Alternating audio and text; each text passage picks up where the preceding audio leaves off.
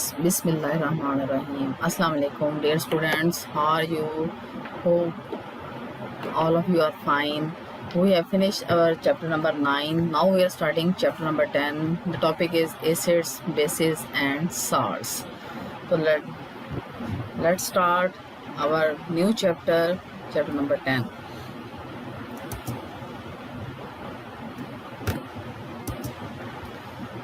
So in this chapter, what we have to learn concepts of acids and bases.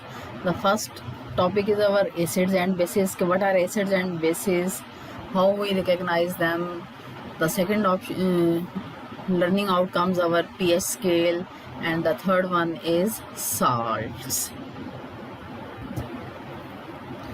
So now we will first of all we have an introduction how we can classify all the chemicals, all different types of chemicals which we found in our world. We can be categorized into three different classes as we know: acid, bases और salt. जितने भी अब तक chemical discover हो चुके हुए हैं, चाहे वो ऑर्गेनिक हैं, नेचुरली अकरिंग हैं, या इनऑर्गेनिक हैं, artificially we can prepare in laboratory, or naturally they are occurring. All the chemicals we have divided into three classes, and these classes are known as acids, bases or salts. A Muslim chemist, Jabir bin Hayyan, prepared nitric acid, sulfuric acid and hydrochloric acid first of all in the labs. The word acid is derived from a Latin word acidus, meaning sour. The first acid known to man was acetic acid, that is vinegar, in the form of vinegar. From vinegar we can judge what is an acid. So that is the classification or introduction about acid, bases and salts. So first of all, what is an acid? So there are some characteristics of acids. They have sour taste, they turn blue litmus red. You can see in the diagram when we put in the solution of acid, we are putting down a blue litmus and it change into red. So we can say an acidic solution turns blue litmus red. They corrosive in concentrated form. When acid concentrated, it is corrosive. Their aqueous solution conduct electricity, or they have pH less than 7. There are some characteristics of an acids. Or there are some examples of some common acids. You can see in the picture. Okay, there are some names with formulas of acids. You can learn their name. There are some inorganic acids and some organic acids. Next we have some common example in our daily life. In our daily life we can see vinegar. You all of you know vinegar. You have found in your kitchen. Lemon is a very common. Coke. All these are simple examples, common examples of acids. Okay ji, the next, what is a base? They have bitter taste and feel slippery. That is, they give a soapy touch. You can have, whenever you have a soap in your hand, you feel some slippery. So bases are also in slippery in nature. They turn red litmus blue. You can see that if we put a blue litmus in a basic solution, it goes into blue one. So red litmus change into blue one. They are non-corrosive except sodium hydroxide and potassium hydroxide when they are in concentrated form. Sodium hydroxide and potassium hydroxide, they are corrosive. Otherwise, other bases, they are non-corrosive. Their aqueous solution conduct electricity, or they have pH greater than 7. So next we have concepts of acids and bases. तो हम पहले acid and base in your mind. Acid and base must be clear कि what are acids, what are their characteristic properties, what is a base and what is its characteristic properties. और अब हमने क्या करना है, अब हमने डिफरेंट साइंटिस्ट ने जो एसिड और बेसिस के कंसेप्ट पेश किए हैं, अब हम उन पे नज़र डालेंगे. तो first one is Arrhenius concept, second one is Bronsted Lowry concept और third one is Lewis concept. So first of all, that is Arrhenius concept. Arrhenius is a scientist. In his concept, he defined acid is a substance which dissociates in aqueous solution to give hydrogen ions. When we take a chemical and we make a aqueous solution of this chemical and it breaks, dissociate means it breaks into its components, it dissociates in aqueous solution and it produce hydrogen ions. So that is commonly known as acid. So acid is a substance which dissociate in aqueous solution to give hydrogen ions. Or generally what we are saying that any chemicals which have hydrogen ions, when we make its aqueous solution, it breaks into its components and that is hydrogen ion plus A. तो आपने देखा कि generally hydrogen ion produce हो रही हैं और hydrogen ion have a positive charge और remaining portion has a negative charge. The reaction is carried on in aqueous solution. तो अब आपने कहा जी हम कोई भी केमिकल ले लेते हैं. अब हमने स्पेसिफिक कर लिया, हमने हाइड्रोक्लोरिक एसिड लिया और हमने उसको डिसोसिएट करवा दिया एक्वस सॉल्यूशन में. तो आपने कहा जी हाइड्रोजन आयन और क्लोराइड आयन प्रोड्यूस हो रहे हैं, hydrogen ion plus chloride ion. तो हमने कहा जो भी सब्सटेंस हाइड्रोजन आयन प्रोड्यूस करता है that is a acid. Similarly nitric acid dissociate हुआ, hydrogen ion and nitrate ion produce हो गए. और एसिटिक एसिड डिसोसिएट हुआ तो हाइड्रोजन आयन और एसिटेट आयन प्रोड्यूस हो गए. तो these are some common examples of Arrhenius concept. According to Arrhenius, base is a substance which dissociates in aqueous solution to give hydroxide ion. Acid produce hydrogen ion, base produce hydroxide ion. और अब आपने कहा भी generally हम क्या करेंगे, हम कहेंगे B और साथ पॉजिटिव आयन एक बन गया और दूसरा आपके पास must be produce hydroxide ion. Hydroxyl ion भी हम इसको पढ़ लेते हैं, हाइड्रोक्साइड आयन भी कह देते हैं. तो hydroxide ion having negative charge. आपने कहा hydrogen having positive charge, acid produce hydrogen ion और बेस प्रोड्यूस हाइड्रोक्साइड आयन. अब आपने कहा जी कॉमन एग्जांपल हमने सोडियम हाइड्रोक्साइड ले लिया. सोडियम हाइड्रोक्साइड डिसोसिएट हो गया एक्वस सॉल्यूशन में और इसने प्रोड्यूस किया sodium ion and hydroxide ion. Similarly calcium hydroxide dissociate हुआ into calcium ion and hydroxide ion. और इसी तरह आप कोई भी एग्जांपल ले सकते हैं. सोडियम की बजाय आप पोटाशियम हाइड्रोक्साइड ले सकते हैं, कैल्शियम की बजाय आप मैग्नीशियम हाइड्रोक्साइड ले सकते हैं. तो आपने रिस्पेक्टिव मेटल के साथ हाइड्रोक्साइड आयन को प्रोड्यूस कर दिया. तो there are some examples of strong acids and bases. There are some examples you can see. Hydrochloric acids strong acid है, sulphuric acid, nitric acid, ethanoic acid, acetic acid हम इसको कहते हैं. Commonly हम we are calling acetic acid. Acetic acid एक weak acid है. Formic acid या methanoic acid, formic acid weak acid है. सिट्रिक एसिड वीक एसिड है. और next there are some examples of base. Sodium hydroxide, calcium hydroxide, magnesium oxides, calcium carbonate, sodium hydrogen carbonate, या हम इसको bicarbonate भी कहते हैं, सोडियम बाइकार्बोनेट भी कॉमनली बोला जाता है, और in the form of baking powder. ये आप सबको अब पता है कि हम बेकिंग में इसको यूज़ करते हैं और हमारे किचन में पाया जाता है। और ammonia is also a base.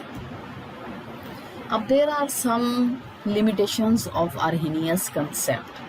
अब जैसे हमने आपको पहले बताया कि dissociate in aqueous solution only, then it produce hydrogen ions and hydroxide ion. तो हम क्या कह सकते हैं कि this concept is only applicable in aqueous medium, and where aqueous medium is not present, so there is no production of acid and base. We cannot differentiate, we cannot say that this substance is a acid, because in any other medium it can't produce hydrogen ions. So this concept is applicable only in aqueous medium and does not explain the nature of acids and bases in non-aqueous medium. According to this concept, acids and bases are only those compounds which contain hydrogen and hydroxides ions. हमने destruct कर दिया सब chemicals को कि वो only those chemicals which produce hydrogen ions and hydroxide ions, they are acids and bases. अब बहुत से ऐसे केमिकल्स हैं जो हाइड्रोजन आयंस और हाइड्रोक्साइड आयंस प्रोड्यूस नहीं करते, लेकिन वो क्या हैं, वो acid. They show some characteristics of acids and base. Then what we can say कि these are not acids and bases. तो it can not explain the nature of compounds like carbon dioxide and ammonia. Carbon dioxide, when it reacts with water, it forms carbonic acid. So carbonic acid, obviously it is an acid. It produces hydrogen ions. After dissociation, ammonia is a base, but ammonia doesn't produce hydroxide ions, carbon dioxide doesn't produce hydrogen ions. So on these bases, what happened, there are some limitation in Arrhenius concept. Many chemicals, the nature of many chemicals is not explained by the Arrhenius. So after some times, there is another concept of acid and bases that is known as Bronsted-Lowry concept. According to Bronsted and Lowry both are scientists, and after giving their theory, they have given the name of theory to of their names, Bronsted or Lowry. According to them, an acid is a substance that can donate a proton to another substance, or base is a substance that can accept a proton from another substance. According to them, acid वो substance है जो किसी दूसरे substance को एक proton दे सकता है, और बेस वो सब्सटेंस है जो एक प्रोटॉन एक्सेप्ट कर सकती है किसी भी दूसरे सब्सटेंस से। इट मीन्स कि whenever there is an acid there must be a base, और एसिड और base both works together simultaneously in a sequence. One can donate, one can accept.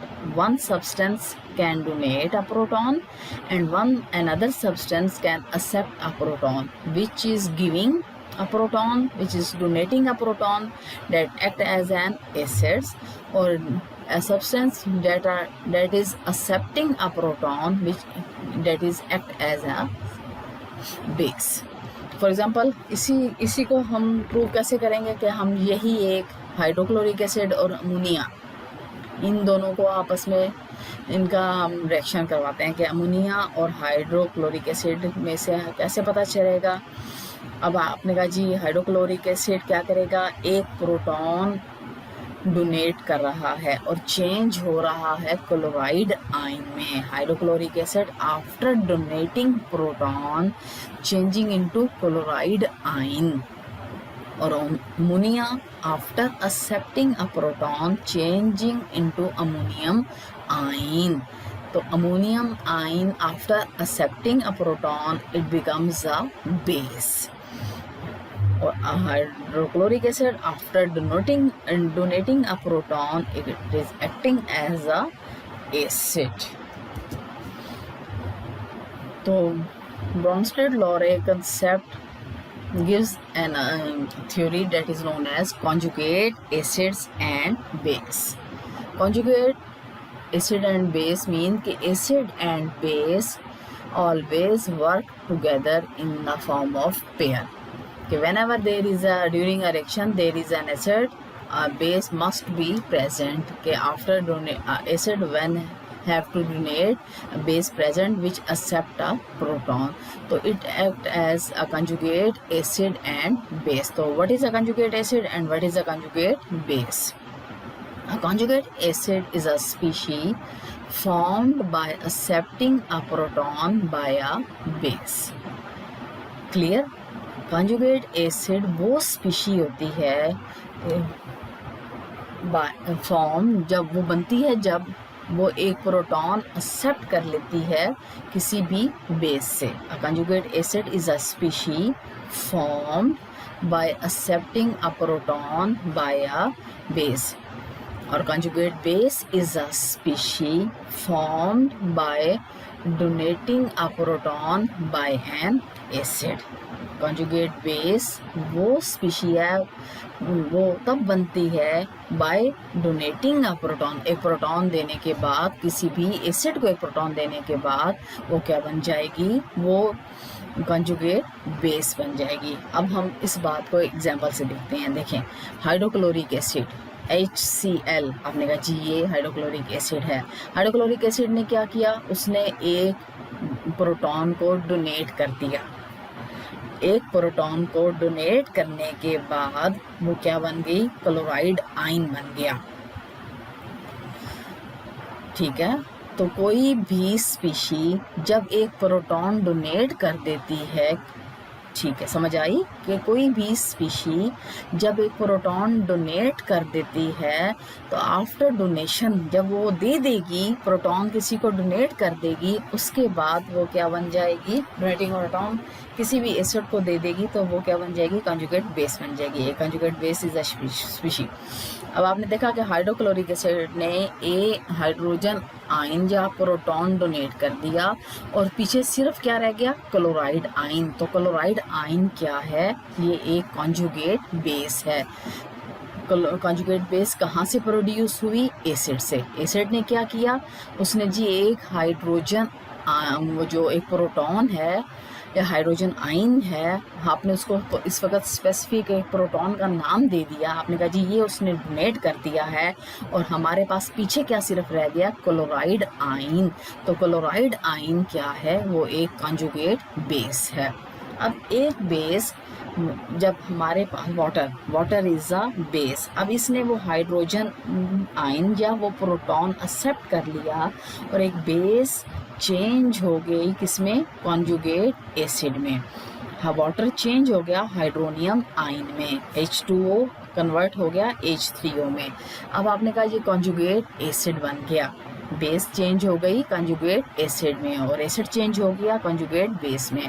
अब आपने कहा था कंजुगेट एसिड वो species होती है जो कोई प्रोटॉन को एक्सेप्ट कर सकती है. अब आपने देखा कि क्लोराइड आयन के पास जब भी को प्रोटॉन आएगा ये फ़ौरन से एक प्रोटॉन को एक्सेप्ट कर लेगा. और वो प्रोटॉन कहाँ से आएगा, ऑब्वियसली वो प्रोटॉन इसके पास बेस से आएगा, वो इसको एक्सेप्ट करेगा और फ़ौरन चेंज हो जाएगा एसिड में.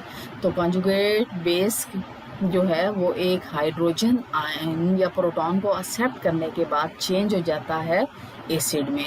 और कंजुगेट एसिड क्या है, उसके पास ये एबिलिटी है कि वो एक प्रोटॉन को डोनेट कर सकता है. प्रोटॉन डोनेट करने के बाद वो कंजुगेट एसिड जो है वो खुद चेंज हो जाएगा किसमें, बेस में, क्योंकि उसने एक प्रोटॉन डोनेट कर दिया. किसको डोनेट करेगा, ऑब्वियसली वो किसी भी कंजुगेट बेस को वो प्रोटॉन डोनेट करेगा, खुद चेंज हो जाएगा बेस में और वो कॉन्जुगेट एसिड चेंज हो जाएगा बेस में। क्लियर, अब आपको समझ आ गई। दस conjugate acid base pair differs from one another only by a single proton. कोई भी कॉन्जुगेट एसिड बेस का जो पेयर है वो एक दूसरे से कैसे डिफर करते हैं, सिर्फ एक प्रोटॉन की वजह से, only by a single proton. एक सिंगल प्रोटॉन अगर कॉन्जुगेट बेस के पास चला जाए तो वो एसिड बन जाएगा। अगर वो क्या कहते हैं कॉन्जुगेट वो चला जाए एसिड के पास तो वो क्या बन जाएगी, वो प्रोटॉन डोनेट कर देगा तो वो बेस बन जाएगी। ओके जी, तो नेक्स्ट इज, अब हम कॉन्जुगेट बेस और एसिड के कंसेप्ट को थोड़ा सा एक्सप्लेन करते हैं कि वो इकट्ठे एक पेयर में कैसे काम करते हैं।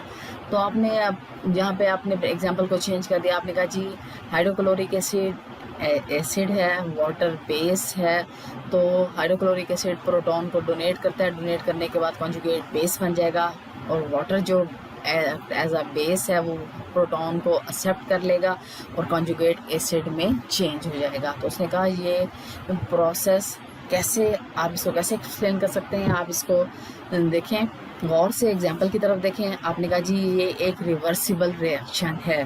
पहले आपने कहा जी हमारे पास रिएक्टेंट्स में हाइड्रोक्लोरिक एसिड और वाटर हैं। हाइड्रोक्लोरिक एसिड जो आपने ऊपर रिएक्शन में अपने रिएक्टेंट्स ये देख रहे हैं, इसी को आपने ऐसे वर्डिंग में एक्सप्लेन करते जाना है कि hydrochloric acid is an acid. क्यों एसिड आपने इसे कहा, आपने कहा जी ये एक प्रोटॉन डोनेट कर सकता है।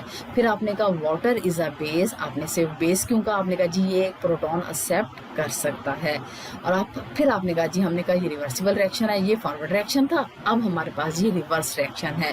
अब रिवर्स रिएक्शन में आपने कहा जी chloride ion is a base, chloride ion आपने कहा जी बेस है। क्यों, आपने कहा जी आपने कहा जी एक प्रोटॉन को एक्सेप्ट कर सकती है, कॉन्जुगेट बेस है ना, आपने कहा जी ये एक प्रोटॉन एक्सेप्ट कर सकती है। और हाइड्रोनियम आयन और अब चले हम इसको ऐसे पढ़ लेते हैं। आपने कहा जी रिवर्स रिएक्शन में chloride ion is a base as it accept a proton from a conjugate acid hydronium ion, और chloride ion is called a conjugate base of acid HCl, and hydronium ion is called a conjugate acid of base H2O। Water की ये conjugate base का ये conjugate acid है। It means every acid produce a conjugate base. आपने देख लिया कि HCl ने क्या प्रोड्यूस किया, एसिड हमेशा कंजुगेट बेस प्रोड्यूस करता है और बेस हमेशा कंजुगेट एसिड प्रोड्यूस करता है after donation and acceptance of a proton. It means every acid produce a conjugate base and every base produce a conjugate acid such that there is a conjugate acid base pair. इसलिए हमने कहा था conjugate means together as a pair, कि जब वहाँ पे भी acid होगा obviously वहाँ पे base भी होगी और they act as a acid base pair, conjugate acid base pair.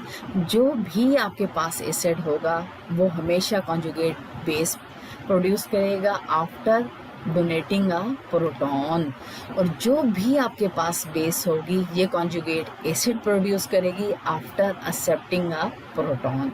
Now I think that is clear what is conjugate acids and base. अब हमने कहा इसी तरह हम कॉन्जुगेट एसिड और बेस की एक और एग्जांपल ले लेते हैं। अब हमने कहा जी एसिटिक एसिड प्लस वाटर।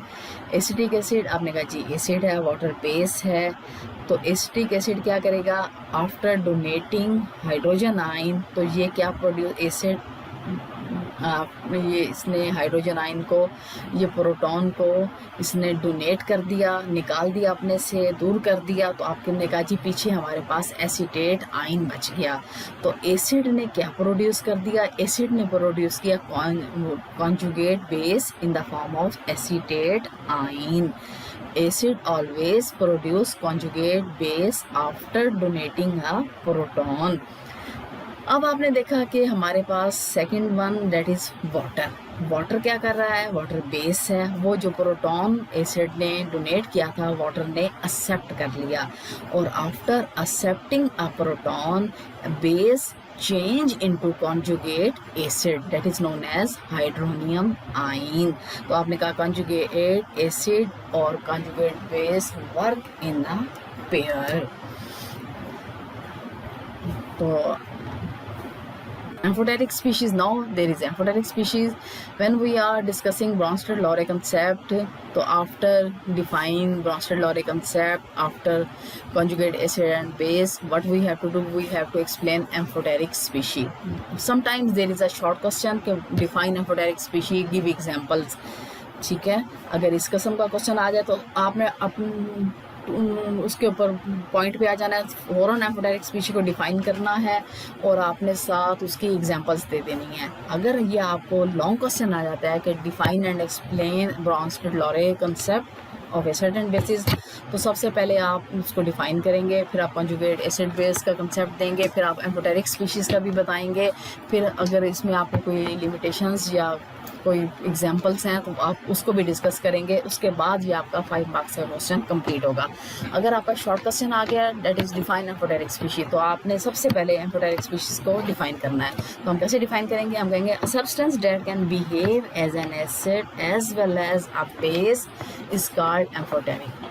कोई भी सब्सटेंस जो एक ही वक्त में कभी एसिड हो और कभी बेस हो जाए, तो आपने कहा जी ऐसी स्पीशी को हम कहते हैं एम्फोटेरिक, कि किसी रिएक्शन में वो एज अ एसिड बिहेव करेगा और किसी रिएक्शन में वो एज अ बेस बिहेव करेगा।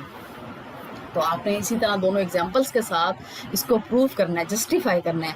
अब आपने कहा जी वाटर और प्लस अमोनिया रिवर्सिबल रिएक्शन है।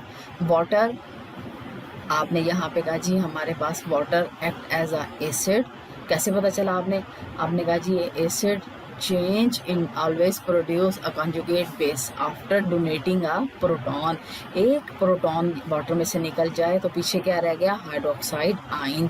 तो हाइड्रोक्साइड आयन आपने कहा जी कंजुगेट बेस है।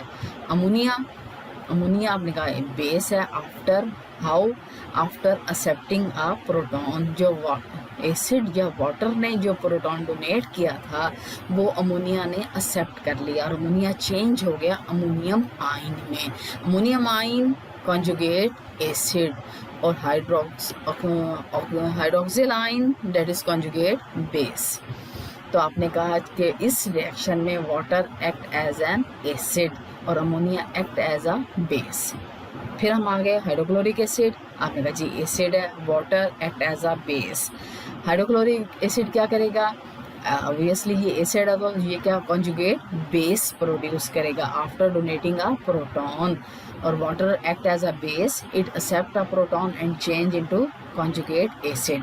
तो आपने देखा कि hydronium ion after accepting a proton hydronium ion produce that is a conjugate acid, और hydrochloric acid after donating a proton change into chloride ion that is a conjugate base.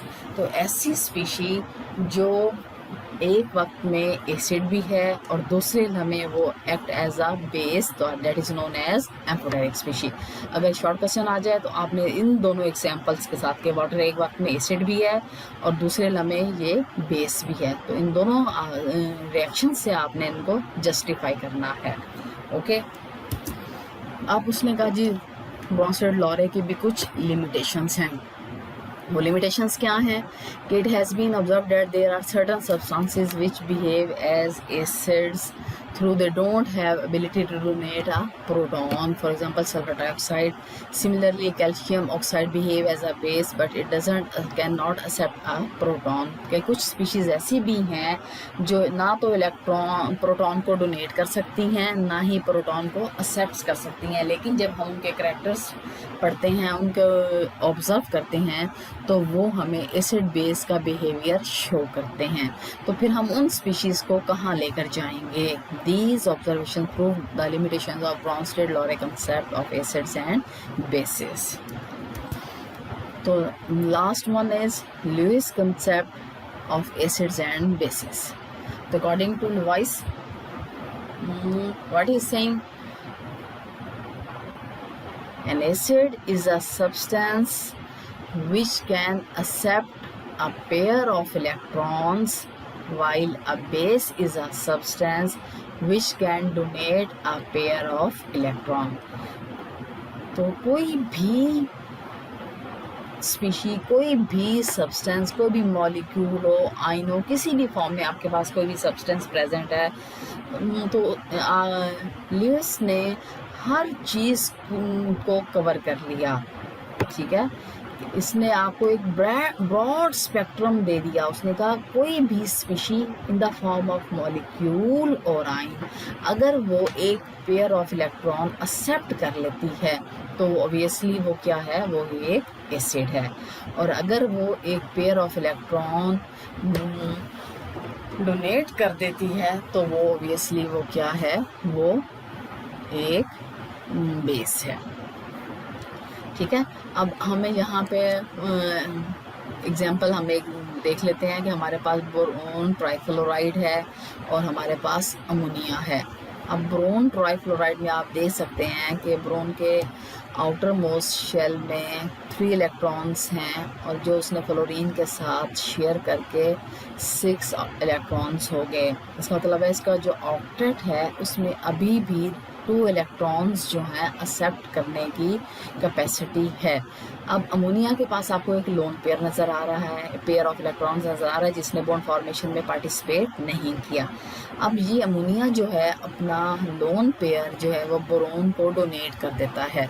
आपने कहा जी कोई भी ऐसा मॉलिक्यूल जिसका सेंट्रल एटम में capacity हो किसको, इलेक्ट्रॉन पेयर को एक्सेप्ट करने की, और क्या करेगा, एक्ट एज अ एसिड। और कोई भी ऐसा मॉलिक्यूल जिसके पास एक लोन पेयर प्रेजेंट है जो अपना वो लोन पेयर उसको डोनेट कर दे तो आपने कहा वो एक्ट एज अ बेस करेगा। तो ये आपने कहा जी जो लुईस कंसेप्ट है वो एक ब्रॉड स्पेक्ट्रम है, इसमें तमाम जो स्पीशीज़ वो हैं वो आपकी कवर हो जाती हैं। तो after acceptance and donation there is a formation of a product that is known as adduct. तो और it is represented by a small arrow के lone pair is moving from base towards acid. Okay. The cations, proton itself or metal ions act as Lewis acids. For example, reaction between hydrogen and ammonia where hydrogen act as an acid and ammonia as a base. अभी हमने इसको पहले hydrogen वो boron ट्राइफ हमने पीछे आपने ये देखा होगा, ये देखें पीछे आपने बोरोन ट्राइफ्लोराइड और अमोनिया के साथ इसको देखा। आगे हम आपको फिर अमोनिया और हाइड्रोजन प्रोटॉन के साथ आपने कहा जी एक प्रोटॉन हम ले लें। अब ऑब्वियसली इसका सेंट्रल एटम जो है वो ऑक्टेट वो जो है इसका वो एम्प्टी है, ये एक लोन पेयर को एक्सेप्ट कर सकता है। तो लोन पेयर अमोनिया से प्रोटॉन की तरफ जा रहा है तो आपने कहा जनाब ये एक जो प्रोडक्ट बन रहा है उसको हमने कहा जी हमने नाम दे दिया अडक्ट का। तो ये हाइड्रोनियम आयन की प्रोडक्शन हो गई। The product of any Lewis acid based reaction is a single species called an adduct. So these types of reactions also known as neutralization reaction according to Lewis concept is donation and acceptance of an electron pair to form a coordinate covalent bond in an adduct. Whenever there is a formation of coordinate covalent bond by acceptance or donation of electron pair, this type of reaction also known as neutralization reaction.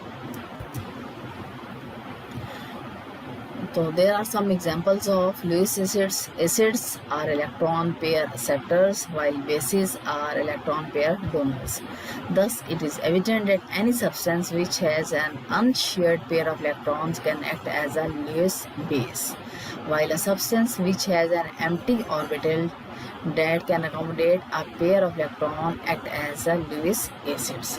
ठीक है, आपने कहा जी कोई भी substance जिसके पास lone pair present है, lone pair means unshared pair of electrons, अगर किसी भी के वो है मॉलिक्यूल या किसी भी एटम के पास ये लोन पेयर प्रेजेंट है तो वो कैसे बिहेव करेगा, वो लुईस बेस के तौर पे बिहेव करेगा। और आपने कहा कि कुछ केमिकल्स ऐसे हैं जिनमें सेंट्रल एटम जो है वो उसका ऑक्टेट इनकम्प्लीट होता है, उसके पास इतनी एबिलिटी है कि वो एक लोन पेयर को अपने एक्सेप्ट कर सके। तो जैसे आपने देखा ये BF3 में बोरोन सेंट्रल एटम है, it can accept. Aluminium chloride में एल्युमिनियम सेंट्रल एटम है, it can accept. Ferric chloride में फेरिक जो है ये सेंट्रल एटम है, it can accept a lone pair. तो these are some examples of Lewis acids. उसके बाद उसने कहा जी कुछ और एग्जांपल हैं जैसे sodium ions, potassium ions, calcium ions, they are also act as Lewis acids. और लुईस बेसिस आपने कहा कोई भी स्पीशी, कोई भी मॉलिक्यूल, कोई भी आइन विच है lone pair. In ammonia, nitrogen has a lone pair. In amines, nitrogen has a lone pair. In alcohols, ROH, oxygen has a lone pair. All these species act as Lewis bases because they can donate their lone pair. Or cyanide ions, chloride ions, hydroxide ions, they act as Lewis bases. तो आज जो chapter number 10 हमने start किया है और उसमें हमने क्या क्या पढ़ लिया, अब हम थोड़ी सी उसकी जल्दी से समरी देख लेते हैं। तो आपने कहा जी सबसे पहले हमने एसिड और बेस को डिफ़ाइन किया, एसिड बेस के कुछ कैरेक्टर्स पढ़ लिए, अपने कॉमन एग्जांपल से जज कर लिया कि कौन से एसिड्स हैं, कौन से बेसिस हैं।